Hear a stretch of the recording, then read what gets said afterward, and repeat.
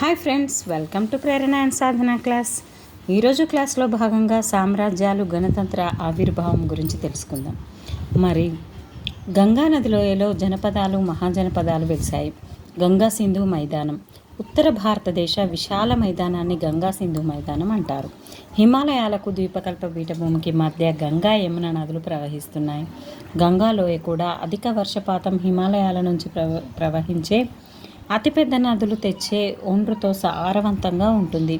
ఈ నదులలో నీళ్లు సంవత్సరం పొడవునా ఉంటాయి. ఎందుకంటే అది ఎండాకాలంలో హిమాలయాలు కరిగిపోతాయి కాబట్టి ఆ మంచు రూపంలో కరిగిందంతా కూడా నీటి రూపంలో గంగా నదిలోనికి రావడం జరుగుతుంది. ఈ విధంగా ఇవి జీవనదులుగా వెలిశాయి. జనపదం. మరి మొదట్లో వివిధ తెగలు ఈ మైదానంలోని అనుకూల ప్రాంతాల్లో వ్యవసాయం చేస్తూ స్థిరపడ్డారు. వీరిని సంస్కృతంలో జన అని, వారు స్థిరపడిన ప్రాంతాన్ని జనపదం అని అనేవారు. చరిత్రకారుల అంచనా ప్రకారం దాదాపు 4000 సంవత్సరాల క్రితం ప్రజలు ఈ నదుల వెంట స్థిరపడడం మొదలుపెట్టారు. అయితే వీరు లోహ, రాతి, కంచు, రాతి, ఇనుము పనిముట్లతో అడవులను నరికారు. భూములను దున్ని వరి, ఇతర పంటలు సాగు చేసేవారు. ఈ ప్రాంతంలో పెద్ద పెద్ద గ్రామాలు, పట్టణాలు ఏర్పడి వివిధ తెగల ప్రజలు నివసించసాగారు. ఇటువంటి పెద్ద గ్రామాలను లేదా పట్టణాలను మహాజనపదాలు లేదా పెద్ద జనపదాలు అని పిలిచేవారు. మహాజనపదాల ఆధారాలు పురాతత్వ శాస్త్రవేత్తలు త్రవ్వకాలు జరిపి లభించిన ఆధారాల ద్వారా ఆనాటి ప్రజల జీవన విధానాన్ని తెలుసుకునే ప్రయత్నం చేశారు. ఆ కాలం నాటి పుస్తకాలను ఎక్కువగా బ్రాహ్మణులు, బౌద్ధ, జైన భిక్షువులు సంకలనం చేశారు. అవి మతానికి సంబంధించిన పుస్తకాలు అయినప్పటికీ ఆనాటి గ్రామాలు, పట్టణాల గురించి కాక పాలకుల, రాజుల గురించి కూడా తెలియజేస్తాయి. కొన్ని పుస్తకాలను గ్రీసు వంటి దూర ప్రాంత వాసులు కూడా రాశారు. మహాజనపదాల ఆధారాలు పురాతత్వ ఆధారాలు, లిఖిత ఆధారాలు. మరి పురాతత్వ ఆధారాలు ఏంటంటే ఢిల్లీ, అత్రంజికేర, కౌశంబి, అలహాబాద్కు దగ్గరలో పాట్నా, అయోధ్య, రాజ్గిర్. మరి లిఖిత ఆధారాలు ఉపనిషత్తులు, ధర్మసూత్రాలు, దిగానికాయ, మధ్యమనికాయ, హెరిడోటస్ చరిత్ర, స్ట్రాబో రచనలు. మహాజనపదాల కాలం నాటి గ్రామాలు గృహపతి, గహపతి. వ్యవసాయం చేసే భూ యజమానులను గృహపతి లేదా గహపతి అనేవారు. వారు కుటుంబ సభ్యులతో పాటు వ్యవసాయ క్షేత్రాల్లో పనిచేసేవారు. వాళ్ళు దాసులను లేదా బానిస యుద్ధాల్లో బందీలై రైతులకు అమ్ముడైన వారు.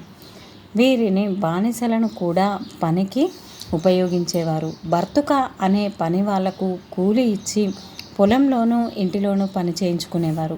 అంటే కూలీలను బర్తుక అనేవాళ్ళు, దాసులుగా బానిసలను చేసుకున్నారు. అదేవిధంగా ఈ రాజులనేమో, ఈ భూ యజమానులనేమో గృహపతి, గహపతి అనేవాళ్ళు. కొంతమంది ధనవంతులైన గృహపతులకు ఎక్కువ భూమి, బానిసలు ఉండేవారు. గ్రామ పెద్ద. మరి అత్యధిక భూమి ఉన్న వ్యక్తి గ్రామ పెద్ద. గ్రామ పెద్ద రాజు తరఫున ఇతర గ్రామస్తుల నుంచి పన్నులు వసూలు చేసేవారు. కొన్ని సమయాలలో న్యాయమూర్తిగా, పోలీసు అధికారిగా వ్యవహరిస్తూ గ్రామంలో శాంతి భద్రతలను కాపాడేవాడు. చాలా గ్రామాల్లో నైపుణ్యం గల వృత్తి పనివాళ్ళు ఉండేవారు. మరి వృత్తి పనివాళ్ళు తయారు చేసిన పనిముట్లు ఏంటంటే కమ్మర్లు, నాగలి కర్రలు, గొడ్డళ్ళు, బాణాలు చేసేవారు. కుమ్మరి కుండలు, ధాన్యం నిల్వ ఉంచే పాత్రలు చేసేవారు. వడ్రంగులు బండ్లు, నాగళ్ళు, గృహ సామాగ్రి చేసేవారు. నేత పనివారు దుస్తులు చేసేవారు. మహాజనపదాలలోని నగరాలు, పట్టణాలలో తమ జీవనానికి ఇతరుల కోసం కష్టపడి పనిచేసే శ్రామిక పేదలు ఎక్కువగా ఉంటారు. వారిలో కొంతమంది బానిస సేవకులు, మిగతా వారు వస్తువులు తయారు చేసి అమ్మే వృత్తి పనివారు. వారు అందమైన కుండలను, చక్కని వస్త్రాలను, బంగారు, వెండి ఆభరణాలను, ఇనుము, రాగి, ఇత్తడి వంటి లోహ పాత్రలు, పరికరాలు, చెక్కతో బండ్లు, గృహోపకరణాలను తయారు చేసేవారు. సైనికులు, గణకులు, తాపీ పనివారు, గుర్రాల శిక్షకులు, ఊడ్చేవారు, నీటిని తెచ్చేవారు, చెక్కతోనూ ఏనుగు దంతంతోనూ బొమ్మలు తయారు చేసే అనేక రకాల పనివాళ్ళు ఉండేవాళ్ళు. నగరాల్లో వ్యాపారస్తులు విదేశాల్లో వస్తువులు కొని జనపదాల్లో అమ్మి అత్యధిక లాభాలు గడించేవారు. వాళ్ళు వ్యాపార నిమిత్తం పరివారంతో పాటు ఎద్దులు, బళ్ళు, గాడిదలు, ఒంటెలతో వారాలు, నెలల పాటు నదులు, మైదానాలు, కొండలు, మహా ఎడారుల్లో సైతం ప్రయాణించేవారు. వాళ్లకు వచ్చిన అపార లాభాలతో పెద్ద భవంతులలో డజన్ల మంది సేవకులతో బానిసలతో పని చేయించకుండా విలాసవంతమైన జీవనం సాగించేవారు. వీరు చేతి వృత్తుల వారి నుండి వస్తువులను కొనుగోలు చేసి గృహపతులకు ఎక్కువ లాభానికి అమ్మేవారు. రాజ్యం, సైన్యం, పన్నులు. మరి చాలా మహాజనపదాలను రాజులు పరిపాలించేవారు. ప్రజలు వారు ఆజ్ఞలను పాటించేటట్లు చేయడానికి, ఇతర రాజులు వారి రాజ్యంపై దండెత్తకుండా ఉండడానికి నాటి రాజులకు సొంత సైన్యం ఉండేది. వారు రాజధాని నగరాల్లో నివసిస్తూ చెక్క, రాళ్ళు, ఇటుకలు, మట్టితో చుట్టూ పటిష్టమైన కోట గోడలు నిర్మించేవారు. గోండుల గ్రామ పెద్ద మరియు పట్ల అన్నీ 6th 7th క్లాస్లలో ఉన్నాయి ఫ్రెండ్స్, ఒక్కసారి చూడండి. బయటి దాడుల నుంచి తమ గ్రామాన్ని రక్షించుకొనుటకు గ్రామస్తులందరూ కలిసికట్టుగా పోరాటం చేసేవారు. గ్రామస్తులు ఒకరోజు గ్రామ పెద్ద పొలాల్లో వేతనం లేకుండా పనిచేయడం ద్వారా వచ్చే ఆదాయంతో పట్ల అతిథులకు అయ్యే ఖర్చు, పండుగలకు అయ్యే ఖర్చును భరిస్తాడు. అందరి ప్రయోజనం ఉందని భావించినప్పుడు మాత్రం తెగలోని సాధారణ ప్రజలు తెగ పెద్దలతో సహకరిస్తారు, అతని ఆజ్ఞలను పాటిస్తారు. మరి మహాజనపదాలలో పన్నుల విధానం. మహాజనపదాలలో ప్రజల నుంచి రాజులు పన్నులు వసూలు చేసేవారు. గృహపతులు, వృత్తి పనివారు, వ్యాపారస్తుల నుంచి పన్నులు వసూలు చేయడానికి అధికారులు ఉంటారు. ఈ విధంగా పన్నులు వసూలు చేయడానికి తయారైన ఎవరైనా నిరాకరిస్తే వారిని సైనికులు శిక్షిస్తారు. ఈ అధికారులు, సైనికులు రాజుగారి ఉద్యోగులు, రాజు ఆజ్ఞలకు లోబడి ఉంటారు. రాజులు సిరి సంపదలతో గొప్పగా ఉండాలని కోరుకోవడం వలన వారు 2 మార్గాలు వెతికారు. 1. రాజ్యంలోని ప్రజలపై పన్నులను పెంచడం. 2. పొరుగు రాజ్యాలను జయించడం. వ్యవసాయం చేసే గృహపతుల నుంచి రాజులు పన్నులు వసూలు చేసేవారు. వారు తమ పంటను 6 భాగాలు చేసి 1 భాగాన్ని రాజుకిచ్చేవారు. దీనిని భాగా అంటారు. 1/6 వృత్తి పనివారు ప్రతి నెల ఒకరోజు ఉచితంగా పనిచేయడం ద్వారా రాజుకు పన్నులు చెల్లించేవారు. పశువులను, గొర్రెల మందలు కాసేవారు కూడా జంతువులను లేదా జంతు ఉత్పత్తులను పన్నుగా చెల్లించేవారు. వ్యాపారస్తులు అమ్మిన వస్తువులపై పన్ను చెల్లించేవారు. వేటాడేవారు, సేకరణ చేసేవారు అటవీ ఉత్పత్తులైన తోళ్ళు, కలప వంటివి ఇచ్చేవారు. నాణేల వాడకం ఈ కాలంలోనే ప్రారంభమైంది. కొన్ని పన్నులు నాణేల రూపంలో చెల్లించబడేవి.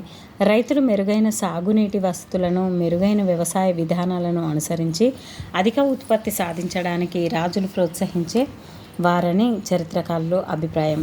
తద్వారా రాజులకు పన్ను రూపంలో ఎక్కువ లాభం అనేది వస్తుంది. అదేవిధంగా వ్యాపారస్తులను సుదూర ప్రాంతాల వారితో వ్యాపారం చేయమని ప్రోత్సహించి వారి నుండి తమ తరఫున పన్నులు వసూలు చేయాలని గ్రామ పెద్దని రాజులు కోరేవారు. గ్రామ పెద్ద అధికారం, సంపద పెరుగుదలకు ఇది సహాయపడింది. రాజులు నిరంతరం రాజ్య విస్తరణకు యుద్ధాలు చేసేవారు. యుద్ధంలో పాల్గొనే సైన్యానికి జీతాలు ఇచ్చేవారు. ఓడిపోయిన రాజ్యాల ప్రజలను బానిసలుగా చేసి గృహపతులకు, వ్యాపారులకు, అధికారులకు అమ్మేవారు. మగధ రాజ్యం. మగధ గంగా నదికి ఇరువైపులా కలదు. మహాజనపదాల్లో శక్తివంతమైన రాజ్యము. మగధ బలమైన రాజ్యంగా అవతరించడానికి కారణాలు ఏంటంటే గంగా నదికి ఇరువైపులా ఉండుట వలన వ్యవసాయం అభివృద్ధి చెందుట, గంగా నది రవాణాకు, సైనికులకు తరలించుటకు ఉపయోగపడుట, మగధకు చుట్టుపక్కల అడవులు నుండి ఏనుగులను పట్టుకొని శిక్షణ ఇప్పించి యుద్ధాల్లో ఉపయోగించుట, అడవుల నుంచి లభించిన కలుపుతో కోటలు, రాజభవనాలు, రథాలు నిర్మించడానికి ఉపయోగించేవారు. మగధకు దక్షిణ ప్రాంతంలో లభించే ఇనుప ఖనిజంతో దక్షిణ ప్రాంతం నుండి లభిస్తుంది. ఆయుధాలను, పనిముట్లను తయారు చేయుట. మగధ రాజులు. హర్యాంక వంశానికి చెందిన మగధను పాలించిన బింబిసారుడు అజాత శత్రువు మగధను బలమైన రాజ్యంగా తీర్చిదిద్దారు. మహాపద్మనందుడు మరొక బలమైన రాజు. ఈ రాజులందరూ తమ సైన్యంతో ఇతర రాజ్యాలను జయించారు. దీని ఫలితంగా మహాపద్మనందుని కాలంలో మగధ రాజ్యం వాయవ్య నుండి ఒడిశా వరకు విస్తరించింది. మగధ రాజ్యం మాదిరిగా అన్ని మహాజనపదాలు రాజుల పాలనలో లేవు. కొంతమంది రాజులు గోండు పెద్దల మాదిరిగా సాధారణ ప్రజల మీద ఆధారపడి తమ రాజ్య సంక్షేమం కోసం సాంప్రదాయాలను పాటించేవారు, పండగలు నిర్వహించేవారు. వజ్జి ఒక గణరాజ్యం. మగధ రాజ్యానికి ఉత్తరంగా గణతంత్ర ప్రభుత్వాన్ని కలిగిన వజ్జి మహాజనపదం ఉండేది. రాజ్యంలో ఒకే ఒక పరిపాలకుడు కాక పరిపాలకుల బృందం ఉండేది. కొన్ని సందర్భాల్లో వేల మంది కలిసి పాలన చేసేవారు. ప్రతి ఒక్కరూ తమను రాజా అని పిలుచుకునేవారు. అందరూ సమావేశమై సాంప్రదాయాలు పాటిస్తూ అందరికీ సంబంధించిన అంశాలపై వాదోపవాదాలు విని నిర్ణయాలు తీసుకునేవారు. మహిళలకు, బానిసలకు, సేవకులకు ఈ సమావేశాల్లో పాల్గొనే అవకాశం అనేది లేదు. బుద్ధుడు, మహావీరుడు ఈ గణాలకు చెందినవారు. ఈ గణరాజ్యాలను జయించడానికి రాజులు ఎంతగా ప్రయత్నించినా ఇవి 15 సంవత్సరాల పాటు మనగలిగాయి. పాఠ్య పుస్తకాల్లోని చిత్రాల సమాచారం ప్రకారం సాంచి చిత్రఫలకంతో యుద్ధ దృశ్యం కలదు. సాంచి ఘన సమావేశం చిత్రం నిర్ణయాలకు సంబంధించినది. 2000 సంవత్సరాల కాలం నాటి సాంచి స్తూపంలో రాజు పట్టణ కోట నుంచి బయటకు వస్తున్న దృశ్యం కలదు. కోశాంబి పట్టణ కోటగోడ చిత్రం ద్వారా పట్టణాల్లో కోటగోడలు కలవు అనే విషయం తెలుస్తుంది. మహాజనపదం కాలానికి ముందు కంచాలు, కప్పులు వంటి పింగాణి వస్తువులపై అందంగా రంగులు అద్దేవారు. మహాజనపదం దాని రాజధాని ప్రస్తుతం ఎక్కడుందో చూద్దాం. ఉత్తర భారతదేశంలో గల గణరాజ్యాలు: కాశీ, వారణాసి ఉత్తరప్రదేశ్, అంగ, చంపా బీహార్, బీహార్, మగధ, రాజగృహ, పాటలిపుత్ర, గిరివరజపుర బీహార్, కోసల, శ్రావస్తి ఉత్తరప్రదేశ్, వజ్జి, వైశాలి బీహార్, మల్ల, కుషీనగరం, పావాపురి బీహార్, చేది, శుక్తిమతి మధ్యప్రదేశ్, వత్స, కౌశాంబి ఉత్తరప్రదేశ్, కురి, ఇంద్రప్రస్థం ఉత్తరప్రదేశ్, పాంచాల, అహిక్షేత్ర ఉత్తరప్రదేశ్, కాంపిల్య, మత్స్య, విరాటనగర్ ఉత్తరప్రదేశ్, శూరసేన, మధుర ఉత్తరప్రదేశ్, అవంతి, ఉజ్జయిని, మాహిష్మతి మధ్యప్రదేశ్. దక్షిణ భారతదేశంలో గల గణరాజ్యం మాహిష్మతి సామ్రాజ్యం బాహుబలిలో ఉంది కదా, అది మధ్యప్రదేశ్లో ఉందట. దాన్ని అవంతి అనేవాళ్ళు. అస్మక, పూతాన్, బోధన్ తెలంగాణ. భారతదేశం వెలుపల గల గణరాజ్యాలు: గాంధార, తక్షశిల ఆఫ్ఘనిస్తాన్, కాంబోజా, రాజపురం పాకిస్తాన్. మొదటి సామ్రాజ్యాలు: మహాపద్మనందుని తర్వాత కొన్ని సంవత్సరాలకు మౌర్య చంద్రగుప్తుడు మగధకు రాజు అయ్యాడు. మౌర్య సామ్రాజ్యాన్ని స్థాపించిన వారు చంద్రగుప్త మౌర్యుడు. ఒక కుటుంబ వ్యక్తులు వారసత్వంగా రాజులైతే దాన్ని వంశపాలన అంటారు. మగధ సామ్రాజ్యాన్ని విస్తరించి భారత ఉపఖండంలో చాలా భాగాన్ని పరిపాలించిన వారు చంద్రగుప్తుడు. తర్వాత వచ్చింది బిందుసారుడు, చంద్రగుప్తుని కుమారుడు అశోకుడు. ఈ విధంగా రావడం జరిగిందంటే చంద్రగుప్తుని మనవడు అశోకుడు, బిందుసారుని కొడుకు అశోకుడు. మగధ సామ్రాజ్యం భారత ఉపఖండంలో నేటి ఆఫ్ఘనిస్తాన్ నుంచి దక్షిణాన కర్ణాటక వరకు, తూర్పున బెంగాల్ వరకు విస్తరించి ఉంది. మౌర్య సామ్రాజ్యం: పెద్ద రాజ్యాలను సామ్రాజ్యాలు అంటారు. వాటి రాజులను చక్రవర్తులు అంటారు. భారత ఉపఖండంలోని చక్రవర్తులలో చంద్రగుప్త మౌర్యుడు ఒకరు. ప్రారంభంలో మగధ రాజ్యం దాని చుట్టుపక్కల ప్రాంతాలకే పరిమితమై ఉండేది. కానీ కొంతకాలానికి మగధ ఆనాటి అన్ని మహాజనపదాలను తనలో కలుపుకొని విస్తరించింది. మగధ సామ్రాజ్యంలో అంతర్భాగంగా గల ప్రాంతాలు హిందూ కుష్ ప్రాంతాలు, భారత్లో అతిపెద్దదైన తార్ ఎడారి, గుజరాత్, గంగా సింధు నది లోయలు, మాల్వా పీఠభూమి, అతి విస్తారమైన మధ్య భారతదేశపు అడవులు, కృష్ణా, తుంగభద్ర, గోదావరి లోయలు. మగధ సామ్రాజ్యంలో గంగా నది లోయ, కృష్ణా నది లోయ, మాల్వా, గుజరాత్ ప్రాంతాలు చాలా సారవంతమై అధిక జనసాంద్రత గల గ్రామాలతో ఉండేవి. వ్యాపారానికి పెద్ద నగరాలను, ఓడరేవులను ఇతర దేశాలకు కలుపుతూ ముఖ్యమైన వ్యాపార మార్గాలు ఉండేవి. కొన్ని ప్రాంతాలు విలువైన బంగారం, రత్నాల గనులకు కూడా ప్రసిద్ధి చెందాయి. కొన్ని ప్రాంతాలు అనేటివి. మౌర్య చక్రవర్తులు వివిధ ప్రాంతాల నుంచి ప్రజల నుంచి వనరులు, పన్నులు పొందేవారు. ఈ విధంగా మౌర్య సామ్రాజ్యం అనేది చాలా విస్తరించిపోయింది. మౌర్య సామ్రాజ్యం గురించి తెలుసుకోవడానికి ముఖ్యమైన ఆధారాలు చంద్రగుప్త మౌర్యుని మంత్రి అయిన కౌటిల్యుడు రాసిన అర్థశాస్త్ర గ్రంథం, చంద్రగుప్తుని ఆస్థానంలో గల గ్రీకు రాయబారి మెగస్తనిస్ రాసిన ఇండికా గ్రంథం, అశోకుడు వేయించిన శాసనాలు. అర్థశాస్త్రం గ్రంథం ముఖ్యాంశాలు: దీనిని మౌర్య చంద్రగుప్తుని మంత్రి అయిన చాణక్యుడు లేదా కౌటిల్యుడు రాసెను. ఈ గ్రంథంలో రాజ్యాలను ఎలా జయించాలో, వాటిని ఎలా పరిపాలించాలో వివరించను. రాజ్యాన్ని కుట్రలు కుతంత్రాల నుండి ఎలా కాపాడుకోవాలో వివరించను. వివిధ వృత్తుల వారి నుండి పన్నులు ఎలా వసూలు చేయాలో వివరించను. భారత ఉపఖండంలో లభించే వివిధ వనరులు ఏమిటో వివరించను. మరి పరిపాలన ఏ విధంగా ఉంది? మౌర్యులు తమ సామ్రాజ్యంలో వివిధ ప్రాంతాలను వివిధ రకాలుగా పరిపాలించేవారు.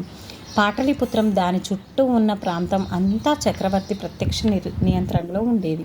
ప్రజల దగ్గర నుంచి పన్నులు వసూలు చేయడానికి, రాజ్యాలను పాటించని వారిని, రాజాజ్ఞలను పాటించని వారిని శిక్షించడానికి అధికారులను నియమించేవారు. రాజ్యంలో జరిగిన విషయాలను అధికారులు ఎలా పనిచేస్తున్నారో అనే సమాచారాన్ని వేగులు రాజుకు అందించే వాళ్ళను వేగులు అనేవారు. చక్రవర్తి సందేశాలను అధికారులకు దూతలు చేరవేసేవారు. వీళ్ళనేమో దూతలు, బయటకు పోయి చెప్పేటోళ్ళని దూతలు, లోపలికి రాజు దగ్గరకు వచ్చేటోళ్ళను వేగులు. వేగంగా వస్తారు కదా లోపలికి, వేగులు. మంత్రులు, రాజకుటుంబ సభ్యుల సహకారంతో అధికారుల పనితీరును చక్రవర్తి పర్యవేక్షించేవారు.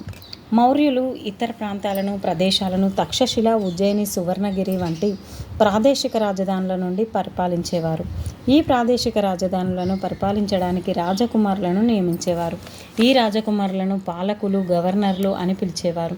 ఆ ప్రదేశాలకు సంబంధించిన విషయాల్లో అన్ని రకాల నిర్ణయాలు తీసుకునే అధికారం వారికి ఉండేది. ఈ విధంగా అంతేకాకుండా వారికి సొంత సైన్యం, అధికారాలు కూడా ఉండేవారు. వారికి కూడా చక్రవర్తి తన సూచనలను దూతల ద్వారా పంపేవాడు. ఆ ప్రదేశంలో ఆచారాలు, నియమాలు తెలిసిన ముఖ్యమైన కుటుంబాల నుంచి కూడా పాలకుల సహాయం పొందేవారు. ఈ ప్రాదేశిక పట్టణ ప్రదేశాల మధ్యన ఎక్కువ గ్రామాలు కానీ, పట్టణాలు కానీ లేని విశాలమైన అడవులు ఉండేవి. వ్యాపారస్తులు, సైన్యం, దూతలు ప్రయాణం చేసే ముఖ్యమైన రహదారులు ఈ ప్రాంతాలలో ఉండేవి. వీటిని నిర్వహించడానికి మౌర్యులు ప్రత్యేకమైన ఏర్పాట్లు చేశారు. వీరు ఈ రహదారుల గుండా బంగారు గనులు గల సువర్ణగిరి, విదేశీ వస్తువులు దొరికే తక్షశిల ప్రాంతాలకు చేరుకునేవారు. ఈ అటవీ ప్రాంతాల నుంచి బంగారం, విలువైన రాళ్ళు, అటవీ జంతువుల చర్మాల రూపంలో పన్నులు, బహుమానాలు పొందేవారు. అశోకుడు విశిష్ట పాలకుడు. మౌర్యులలో సుప్రసిద్ధ పాలకుడు అశోకుడు. ఇతను శాసనాల ద్వారా వర్తమానాన్ని ప్రజలకు చేరవలసిన మొట్టమొదటి రాజు అశోకుడు. అశోకుని శాసనాలు ప్రాకృత భాషలో బ్రహ్మీ లిపిలో కలవు. అశోకుడు కళింగ యుద్ధం. కళింగ అనేది తీర రాష్ట్రమైన నేటి ఒడిశా పాత పేరు. ఈ కళింగను జయించడానికి అశోకుడు యుద్ధం చేశాడు. యుద్ధంలో జరిగిన హింస, రక్తపాతం చూసిన అశోకుడు దుఃఖించాడు. ఇక ముందు యుద్ధం చేయనని ప్రకటించాడు. ప్రపంచ చరిత్రలో యుద్ధంలో విజయాన్ని పొంది యుద్ధాలకు స్వస్తి పలికిన ఒకే ఒక రాజు అశోకుడు. కళింగ యుద్ధం గురించి అశోకుడు ఈ క్రింది విధంగా ప్రకటించాడు. చక్రవర్తి అయిన 8 సంవత్సరాలకు నేను కళింగను జయించాను. ఈ యుద్ధంలో 1,50,000 మంది బందీలయ్యారు. 1,00,000కు పైగా సైనికులు చనిపోయారు. ఇది నాలో దుఃఖాన్ని నింపింది. అయితే బలం ద్వారా గెలవడం కంటే ధర్మం ద్వారా గెలవడం మేలని నేను నమ్ముతున్నాను అని అశోకుడు పేర్కొన్నాడు. భవిష్యత్తులో నా కొడుకులు, మనవళ్ళు నా తర్వాత యుద్ధాన్ని గురించి ఆలోచించకుండా ఉండేందుకు, దానికి బదులు ధమ్మ ప్రచారం ఎలా చెయ్యాలని ఆలోచించడం కోసం ఈ సందేశాన్ని రాతి మీద చెక్కిస్తున్నాను అని అశోకుడు పేర్కొన్నాను. నా తర్వాత వాళ్ళు యుద్ధానికి బదులుగా ధమ్మ ప్రచారం చేయాలని అశోకుడు పేర్కొన్నాను. ధమ్మ అనే ప్రాకృత పదానికి సంస్కృతంలో ధర్మం అని అర్థం. అశోక ధర్మం అనగా అశోకుడు బుద్ధిని బోధనల ద్వారా ప్రభావితమై వాటిని తన రాజ్యంలో వివిధ సమస్యలతో ప్రభావితమయ్యే ప్రజలకు బోధించాలనుకున్నాడు. దీనికోసం అశోకుడు ధమ్మ మహామాత్రులు అనే అధికారులను నియమించెను. ఈ అధికారుల రాజ్యంలోని వివిధ ప్రాంతాలకు వెళ్ళి ప్రజలకు ధర్మ ప్రచారం చేసేవారు. అశోకుడు తన సందేశాలను శాసనాల రూపంలో రాళ్లపైన, స్తంభాలపైన చెక్కించాడు. అశోకుడు తన ధర్మాన్ని సుదూర ప్రదేశాలైన సిరియా, ఈజిప్ట్, గ్రీసు, శ్రీలంకలకు వ్యాప్తి చేయడానికి రాయబారులను పంపించాడు. అశోకుడు చేసిన పనులు: రోడ్లను నిర్మించెను, బావులను త్రవ్వించెను, సత్రాలను కట్టించాడు. మనుషులకే కాగా జంతువులకు కూడా వైద్య సదుపాయాలను ఏర్పాటు చేశాను. నోట్: అశోక చక్రవర్తి ప్రతిరూపం బయల్పడిన ప్రదేశం కర్ణాటకలోని కనగనహల్లి కర్ణాటకలో ఉంది. అక్కడ అతని ప్రతిరూపం బయల్పడింది. మరి ప్రజలకు అశోకుడు ఇచ్చిన సందేశం: బానిసలు సేవకులతో సౌమ్యంగా వ్యవహరించాలి, పెద్దలను గౌరవించాలి, అన్ని జీవుల పట్ల దయతో ఉండాలి, బ్రాహ్మణులకు, సన్యాసులకు కానుకలు ఇవ్వాలి, తమ మతాన్ని పొగడడం, ఇతరుల మతాన్ని విమర్శించడం రెండూ తప్పే. ప్రతి ఒక్కరూ ఇతరుల మతాన్ని గౌరవించాలి. తమ మతాన్ని పొగిడి ఇతరుల మతాన్ని విమర్శించేవారు తమ మతానికి తీవ్ర హాని చేస్తున్నారు. ఇతర మతాలలోని ముఖ్యమైన అంశాలను తెలుసుకొని వాటిని ప్రజలు గౌరవించడం నేర్చుకోవాలి. దక్కన్లోని రాజ్యాలు మరియు సామ్రాజ్యాలు. మౌర్యులు దక్కన్ను జయించే నాటికి గోదావరి నది నుంచి కృష్ణ, తుంగభద్ర నదీలోయ వరకు చాలా ప్రాంతాల్లో గ్రామాలు, చిన్న పట్టణాలు ఉండేవి. మిగతా ప్రాంతాలు చాలా వరకు అడవులుగా ఉండేవి. వాటిలో వేట, ఆహారం సేకరణదారులు, పశుపాలకులు చిన్న చిన్న ఆవాస ప్రాంతాల్లో నివసిస్తూ ఉండేవారు. బహుశా పుట్టుక, వివాహం వంటి వాటితో దగ్గర బంధుత్వం గల ప్రజల సమూహాలు ఈ ప్రాంతాల్లో ఉండేవి. ఇలా సంబంధాలు ఉన్న సమూహాలను తెగ అంటారు. ఈ బృందాల్లో ముఖ్యమైన వారు బలమైన నాయకులుగా వాటికి నాయకత్వం వహించేవారు. క్రమేపీ వాళ్ళు సంపదను కూడగట్టుకొని బలవంతులై తెగ ప్రాంతాన్ని పాలించేవారు. మౌర్య సామ్రాజ్యం పతనం చెందిన తర్వాత తెగల నాయకులు చిన్న రాజులుగా అవతరించారు. మరి శాతవాహనులు నర్మదా నది గుండా కృష్ణా, గోదావరి డెల్టా వరకు విస్తరించి ఉన్న విశాల సామ్రాజ్యాన్ని ఏర్పాటు చేసుకున్నారు. శాతవాహనులలో గొప్ప రాజులు గౌతమిపుత్ర శాతకర్ణి, వాసిష్ఠపుత్ర పులోమావి, యజ్ఞశ్రీ శాతకర్ణి. 2000 సంవత్సరాల క్రితం 200 సంవత్సరాల పాటు వీరు పాలన సాగింది. కొంతమంది రాజులు కృష్ణానదీ తీరాన గల అమరావతి దగ్గర ఉన్న ధాన్య కటకాన్ని రాజధానిగా చేసుకొని పాలించేవారు. గ్రామ పెద్దలను, చిన్న రాజులను ఆధీనంలో తెచ్చుకున్నప్పటికీ వారి పరిపాలనలో శాతవాహనులు జోక్యం చేసుకునేవారు కాదు. చాలామంది గృహపతులు, వారి కుటుంబంలోని మహిళలు, వ్యాపారస్తులు అమరావతి, బట్టిప్రోలు, వడ్లమాను మొదలైన చోట్ల బౌద్ధ ఆరామాలు, స్తూపాలు నిర్మించడానికి సహకరించారు. శాతవాహన రాజులు బ్రాహ్మణులకు, బౌద్ధ సన్యాసులకు చాలా భూములను దానంగా ఇచ్చారు. వీటిని ఎలాంటి పన్ను చెల్లించాల్సిన అవసరం లేదు. వీరి కాలంలో దూర ప్రాంతాలైన బెంగాల్తోనూ, రోమ్తోనూ వ్యాపారం ప్రాముఖ్యాన్ని సంతరించుకున్నారు. రోమ్ నాణేలతో పాటు రోమన్ శైలిలో చేసిన కుండలు ఇక్కడ దొరికాయి. వ్యాపారులు సముద్రాల మీద సరుకు రవాణా చేసేవారు. కృష్ణానది మీద పడవల్లో అమరావతి వంటి సుదూర పట్టణాలకు సరుకు రవాణా జరిగేది. మేకధుని శిలాశాసనం. కర్ణాటకలోని బళ్ళారి జిల్లాలో మేకధోని గ్రామంలో లభించిన శిలాశాసనం శాతవాహనులకు చెందినదిగా భావిస్తున్నారు. దీనిలో క్రింది విషయాలు గలవు. శాతవాహనుల రాజు శ్రీ పులోమావి 8వ సంవత్సరం పాలనలో అతడి మహాసేనాపతి స్కందనాగ జనపదంలోని శాతవాహన జిల్లాలో కుమారదత్త అధిపతిగా ఉన్న వేపుర గ్రామంలో కాంతా తెగకు చెందిన సంహ అనే గహపతి ఈ చెరువును తవ్వించాడు. అంటే దేన్ని? బళ్ళారికి చెందిన మేకధోని శిలాశాసనంలో ఈ విధంగా ఉంది. శాతవాహనుల కాలం నాటి నాణ్యాలు. మరి గౌతమిపుత్ర శాతకర్ణి బొమ్మలు గల నాణ్యాలు, వశిష్ఠపుత్ర శ్రీ పులోమావి బొమ్మలు గల నాణ్యాలు బయటపడ్డాయి. ఈ విధంగా శాతవాహనుల కాలంలో కోటిలింగాల పడవ ఆకారంలో వాళ్ళు చేయించడం జరిగింది యజ్ఞశ్రీ శాతకర్ణి కాలంలో. మరి శాతవాహనుల కాలంలో కోటిలింగాల తెలంగాణలోని జగిత్యాల జిల్లాలో గోదావరి నది పెద్దవాగు కలిసే చోట శ్రీపాద ఎల్లంపల్లి ప్రాజెక్టుకు ఎగువన ఉంది. ఇది ప్రాచీన భారతదేశంలో 16 మహాజనపదాల్లో ఒకటైన అస్మక జనపదానికి రాజధాని నగరంగా ఉండేది. శాతవాహన వంశస్థులకు కోటిలింగాల తొలి రాజధాని. అక్కడ జరిగిన త్రవ్వకాల్లో శాతవాహనుల ముందు కాలానికి చెందిన శాతవాహనుల, ఇక్ష్వాకుల కాలానికి చెందిన వెండి నాణ్యాలు, విలువైన మట్టి పాత్రలు, పింగాణి పాత్రలు పెద్ద మొత్తంలో బయలుపడినవి. బట్టి ఇటుకలతో చుట్టూ గోడ నిర్మించిన గుండ్రని బావి కూడా బయలుపడింది. శాతవాహనుల వంశస్థుడైన శ్రీముఖుడు, ఆ తర్వాత పాలకులైన కన్హ, శాతకర్ణి కాలానికి చెందిన ఎన్నో నాణ్యాలు బయలుపడినవి. కోటిలింగాలలో అనేక ద్వారములు గల మట్టి కోట, 4 వైపులా బురుజులు కనిపిస్తాయి. రాష్ట్రంలోని ఫణిగిరి, నీలకొండపల్లి, కొండాపూర్, ధూళికట్ట, పెద్దబంకూరు, కీసరగుట్టలలో బౌద్ధ స్తూపాలు, విహారాలు, చైత్యాలు బయటపడ్డాయి. ఇక్కడ చూడండి ఒక్కసారి శాతవాహనుల కాలంలో ఏమేమిటి అంటే ఏ ప్లేసెస్: ఫణిగిరి, నేలకొండపల్లి, కొండాపూర్, ధూళికట్ట, పెద్దబంకూర్, కీసరగుట్ట. ఇక్కడ బౌద్ధ స్తూపాలు అనేటివి, విహారాలు, చైత్యాలు బయటపడ్డాయి ఈ ప్లేస్లలో. మరి ఇక్ష్వాకులు. శాతవాహనుల సామ్రాజ్యం అంతమైన తర్వాత ఇక్ష్వాకులు రాజరిక బిరుదులను పొంది రాజులయ్యారు. కృష్ణానది తీరంలో నాగార్జున కొండకు దగ్గరలోని విజయపురిని రాజధానిగా చేసుకొని ఇక్ష్వాకులు సామ్రాజ్యాన్ని నెలకొల్పారు. ఇక్ష్వాకులలో ముఖ్యమైన రాజులు శాంతమూలుడు, వీరపురుషదత్తుడు. ఇక్ష్వాక రాజుల ఇతర తెగల పెద్దలను చిన్న రాజులను కలిపే ప్రయత్నం చేశారు.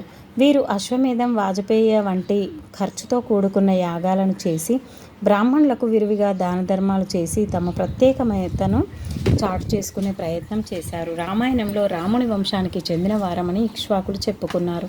ఇక్ష్వాక కుటుంబాలలోని మహిళలు బౌద్ధ గురువులను ఆరాధిస్తూ బౌద్ధారామాలు, స్తూపాల నిర్మాణానికి నాగార్జునకొండ అధిక మొత్తంలో విరాళాలు ఇచ్చేవారు.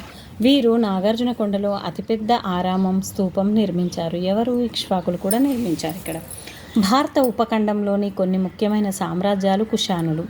2000 సంవత్సరాలకు పూర్వమే కుషానులు చైనా నుండి వలస వచ్చి క్రమక్రమంగా ఆఫ్ఘనిస్తాన్ కేంద్రంగా తమ సామ్రాజ్యాన్ని స్థాపించారు. కుషాను రాజుల్లో ప్రఖ్యాతిగాంచిన రాజు కనిష్కుడు 78లో సిఈ కామన్ ఎరా సిఈ అంటే 78లో సింహాసనాన్ని అధిష్ఠించాడు. కనిష్కుడు ప్రస్తుత పాకిస్తాన్ నుండి భారతదేశంలోని మధుర, అలహాబాద్ వరకు ఉన్న విశాల భూభాగాన్ని పరిపాలించాడు. ఆఫ్ఘనిస్తాన్లోని అతిపెద్ద ప్రాంతాలకే కాక ఆక్సాస్ నది పరివాహక ప్రాంతం వరకు కుషాన్లు పరిపాలించారు. భారతదేశం, చైనా, ఇరాన్, రోమ్లను కలిపే అతిపెద్ద వ్యాపార మార్గాలకు చాలా సమర్థవంతంగా నిర్వహించాడు. పై దేశాల మధ్య వ్యాపారం గొప్పగా వ్యాప్తి చెందిన యుగంగా వీరి కాలాన్ని పరిగణిస్తారు. మత బోధకులు, శాస్త్రవేత్తలు, కళాకారులు రాకపోకలు జరిగాయి. ఒకరి ఉత్పత్తులు మరొకరు కొనుక్కోవడమే కాకుండా ఆయా దేశాల ప్రజలు ఒకరికొకరు తెలుసుకున్నటకు వారి వారి ఆచారాలు, మతం, తాత్విక ఆలోచనలు, వారి కళలు, వాస్తు శిల్పరీతులు తెలుసుకున్నటకు వీటి ద్వారా అవకాశం కలిగింది. దీని ఫలితంగా భారతదేశంలోని పట్టణ కేంద్రాలన్నింటిలో వ్యాపారం విస్తరించి తద్వారా బంగారం ప్రవహించింది. అతిపెద్ద సంఖ్యలో బంగారు నాణాలు లభించడమే ఇందుకు నిదర్శనం.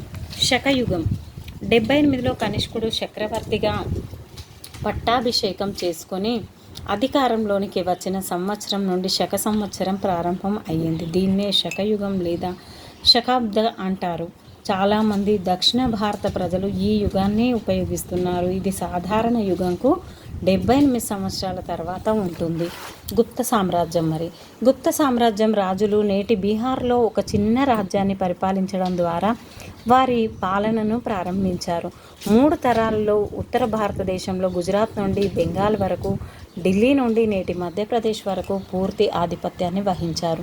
గుప్త సామ్రాజ్యానికి చెందిన కొంతమంది ప్రసిద్ధి చెందిన రాజులు: మొదటి చంద్రగుప్తుడు, సముద్రగుప్తుడు, రెండవ చంద్రగుప్తుడు, కుమారగుప్తుడు, స్కందగుప్తుడు. భారత రాజకీయ వ్యవస్థలో 2 కొత్త విధానాలను ప్రవేశపెట్టిన వారుగా ప్రసిద్ధిగాంచారు. అందులో ఒకటి, వారు ఏదైనా రాజ్యాన్ని జయిస్తే అక్కడి ఓడిన రాజునే తిరిగి కొనసాగిస్తూ గుప్తుల ఆజ్ఞలు పాటిస్తూ వారికి సామంతులుగా ఉండేలా చూసేవారు. చాలా బాగుంది కదా. ఈ విధంగా ప్రత్యేకంగా భారతదేశంలో పాత రాజవంశాలు యుద్ధాలలో ఓడినా కూడా చాలా ప్రాంతాలను పరిపాలించాయి. అయినప్పటికీ గుప్త రాజులు ఉత్తర భారతదేశంలోని చాలా ప్రాంతాలను తిరిగి తమ ఆధీనంలో ఉంచుకున్నారు. రెండవది, కొంతమంది గుప్తరాజులు వారి సామంతరాజులు వారితో స్నేహంగా ఉన్నవారికి బ్రాహ్మణులకు పూర్తి పరిపాలనా అధికారాలతో గ్రామాలను ఇచ్చేవారు. ఇటువంటి గ్రామాలు రాజుకు ఎటువంటి పన్నులు చెల్లించే అవసరం లేదు. ప్రాదేశిక అధికారుల ఆజ్ఞలు కూడా పాటించవలసిన అవసరం లేదు. అంతేకాక కనీసం ఆ గ్రామాల్లోనికి వచ్చేది కూడా లేదు. బ్రాహ్మణులు ఈ గ్రామాలలో ఉంటూ యజ్ఞాలు చేస్తూ వేదాలను యువ బ్రాహ్మణులకు, క్షత్రియులకు, వైశ్యులకు, పురాణ ఇతిహాసాలను ప్రజలందరికీ బోధించేవారు.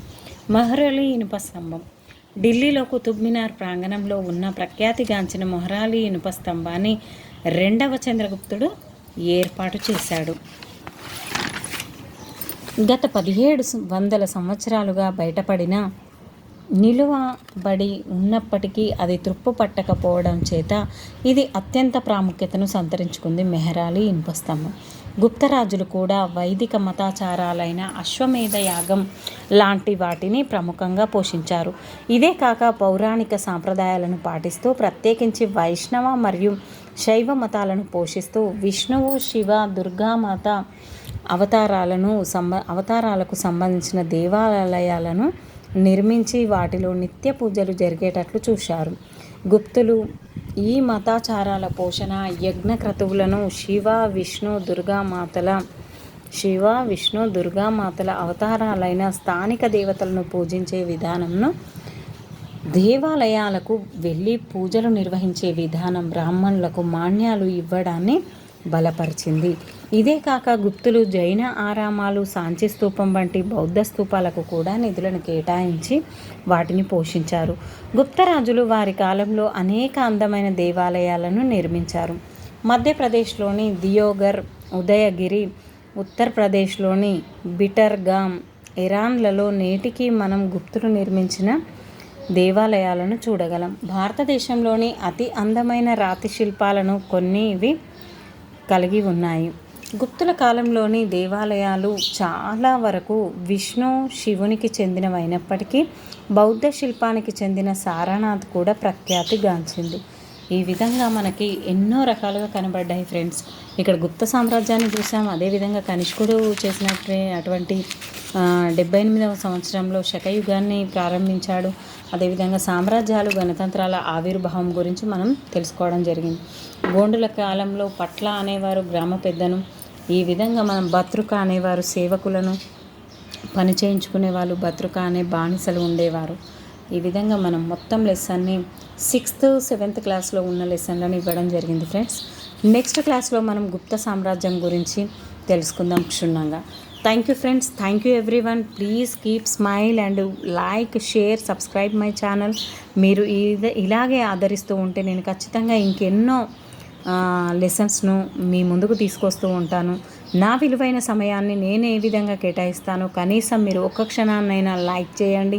అదేవిధంగా నా క్లాసెస్ని వింటూ మీరు ఇంకా క్వశ్చన్ పేపర్స్ అలాంటివి చేస్తూ పోతే మీకు సబ్జెక్ట్ అనేది బాగా వస్తుంది friends. Thank you everyone. Keep smiling.